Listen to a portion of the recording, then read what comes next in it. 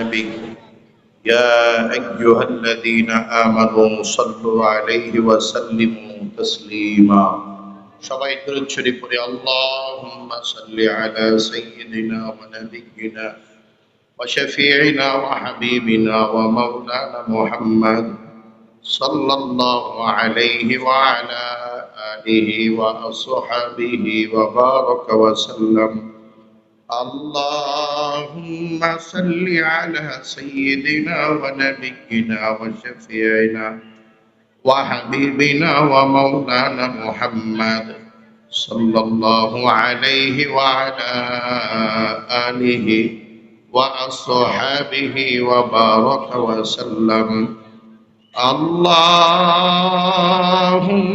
صل على سيدنا ونبينا وشفيعنا وحبيبنا ومولانا محمد صلى الله عليه وعلى أصحابه وبارك وسلم الحمد لله বাংলাদেশ মুজাহিদ committee Sreepur উপজেলা শাখার উদ্যোগে আয়োজিত আজকের এই মাহফিলের প্রধান মেহমান নায়েবে আমিরুল মুজাহিদিন শেখুল হাদিস আল্লামা মুফতি সৈয়দ মোহাম্মদ ফয়জুল করিম সাহেবের জন্মদিন।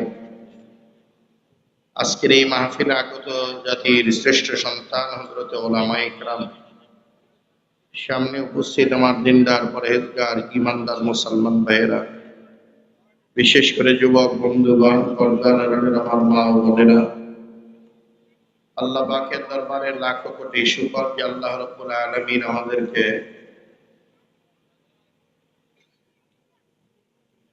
এই দুর্যোগপূর্ণ আবহাওয়ার মধ্যেও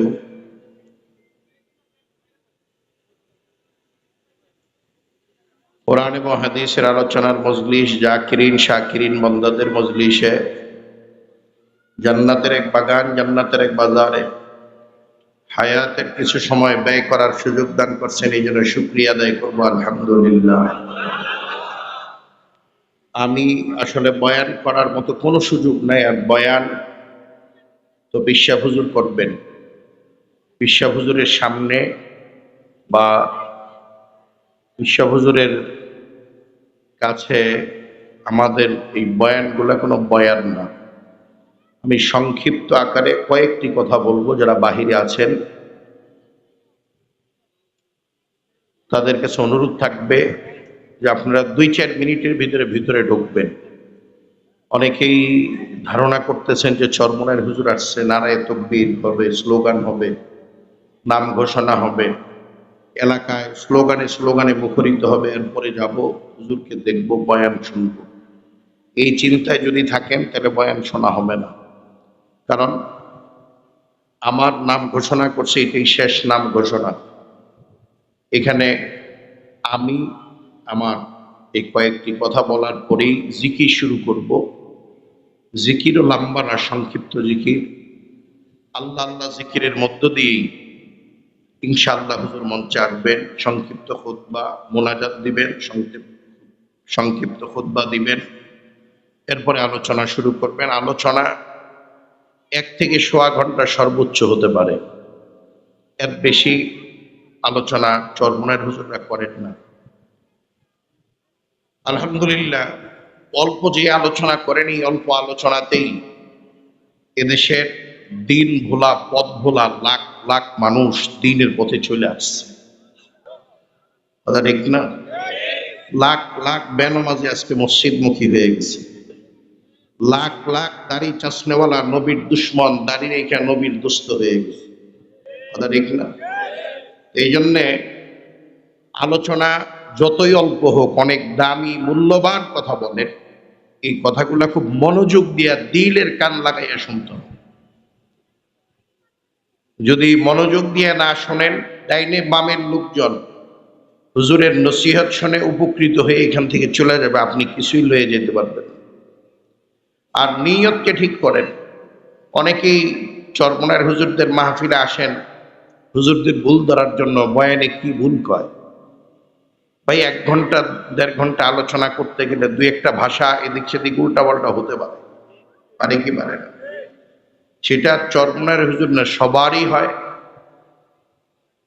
আর আলহামদুলিল্লাহ চরমনার হুজুররা তো অনেক সতর্কতার সাথে আল্লাহ তাআলা ওনাদেরকে, আমার মনে হয় আল্লাহ তাআলা কুদরতি নজরে রাইখা কুদরতি হাতে তিনাদেরকে পরিচালিত করে। আমাদের বয়ানে যত ভুল হয়, ওনারা সারা বছর প্রতিদিন 2, 4, 5টা করে প্রোগ্রাম করতেছে, ওনাদের আলোচনায় কোনো ভুল নাই। তো যাই হোক, ভুল ধরার নিয়তে আসলে ডাইনে বামের লোক হেদায়েত নিয়ে বাড়িতে যাবে, আপনি খালি আইছেন খালি যাবেন। নিয়ত ঠিক করে বসেন, আল্লাহ বরকত দিবে। ছোট্ট একটা আয়াত তেলাওয়াত করছি। আল্লাহ তাআলা বলেন, হে ইমানদারেরা, বিশ্বাসী বান্দারা, তোমরা আমি আল্লাহর জিকির করো। কার জিকির? একটু মুখ খোলেন সবাই। আল্লাহ কয় যিকরান কাসীরা, বেশি বেশি পরিমাণের জিকির করো। জিকির বেশি করার দ্বারা লাভ কি? আল্লামা জাকারিয়া সাহেব রহমতুল্লাহ আলাইহি ফাজাইলে তাবলীগের এক কিতাব আছে না, এই কিতাবে জিকিরের অধ্যায় যে লিখছেন, এটা খুলে ভালো করে পড়াশোনা করে দেখবেন। তিনি 100-র উপরে জিকিরের ফায়দা লিখছেন। কয়শোর উপরে? 100-র উপরে।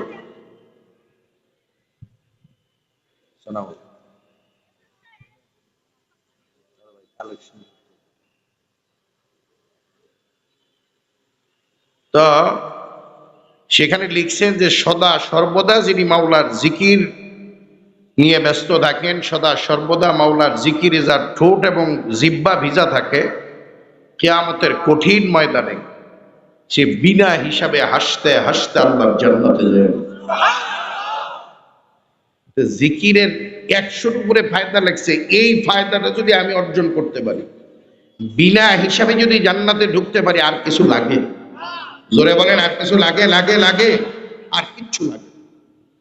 তা আমরা অল্প কয়েক মিনিটের মধ্যে ইনশাল্লাহ জিকির শুরু করব। জিকিরের আগে আমি একটা ফায়দা বলছি, অনেক ফায়দা আছে। আর জিকির করার দ্বারা কলব পরিষ্কার হয়।